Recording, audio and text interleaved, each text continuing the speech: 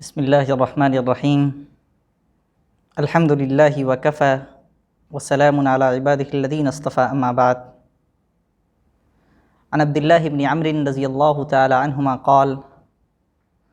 قال رسول اللہ صلی اللہ علیہ وسلم الصیام والقرآن یشفعان للعبد یوم القیامہ یقول الصیام اے ربی انی منعته الطعام والشہوات بالنہار فشفعنی فیہ ویقول القرآن ربی منعته النوم باللیل فشفعنی فیہ فیشفعان۔ حضرت عبداللہ بن عمرو رضی اللہ تعالی عنہما سے روایت ہے کہ رسول اللہ صلی اللہ علیہ وسلم نے ارشاد فرمایا، روزہ اور قرآن قیامت کے دن بندے کی سفارش کریں گے۔ روزہ کہے گا، اے میرے رب، میں نے آپ کے اس خاص بندے کو کھانے پینے سے اور لذت کی چیزوں سے روکے رکھا،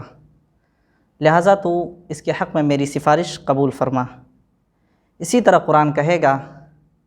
اے میرے رب، میں نے اس کو رات میں سونے سے روکے رکھا، تو اس کے حق میں میری شفاعت قبول فرما، لہٰذا اللہ تعالیٰ دونوں کی سفارش قبول فرمائیں گے۔ اس حدیث کے اندر اللہ کے رسول صلی اللہ علیہ وسلم نے اللہ کے ان مخصوص بندوں کو خوشخبری سنائی ہے جو اپنے آپ کو، اپنی زندگی کو اللہ کے احکام کے مطابق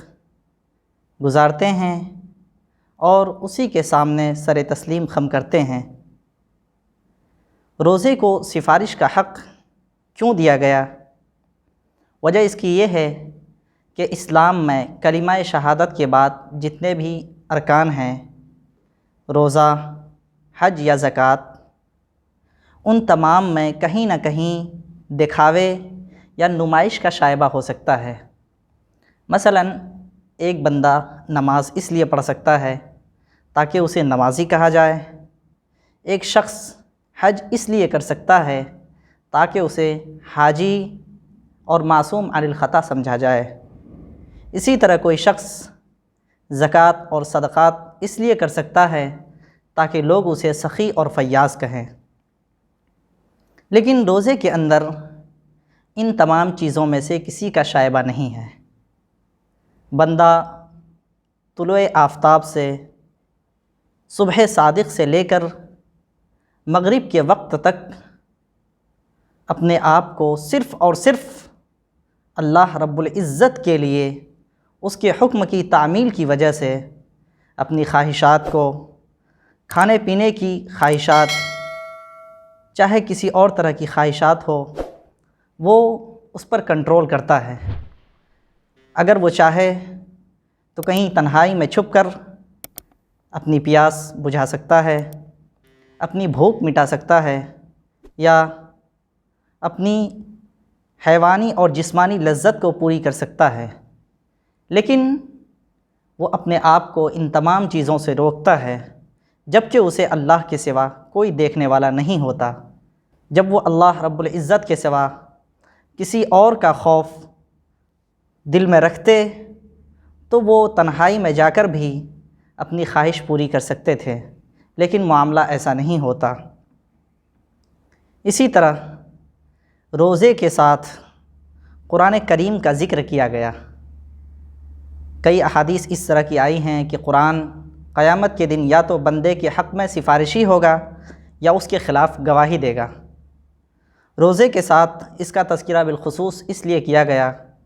جب بندہ مسلسل کئی گھنٹے روزے رکھ کر افطار کرتا ہے تو وہ اپنے اندر ایک طرح کی تکان، سستی اور کاہلی محسوس کرتا ہے، اور یہ انسانی فطرت کا تقاضا ہے، لیکن وہ اپنے ان تمام خواہشات کو دبا کر پھر اللہ رب العزت کی مزید خوشنودی حاصل کرنے کے لیے وہ رات میں کئی گھنٹوں تک قرآن کی تلاوت میں لگا رہتا ہے، تراویح پڑھتا ہے، اور یہ صرف اس لیے ہوتا ہے تاکہ اللہ رب العزت نے روزے کا جو مقصد رکھا ہے، یعنی تقویٰ کا حصول، اچھی طرح ہو جائے۔ اللہ کے رسول صلی اللہ علیہ وسلم کی یہ حدیث ہمیں جہاں یہ پیغام دیتی ہے کہ اگر بندہ خدا کے احکامات پر پوری طرح عمل کرے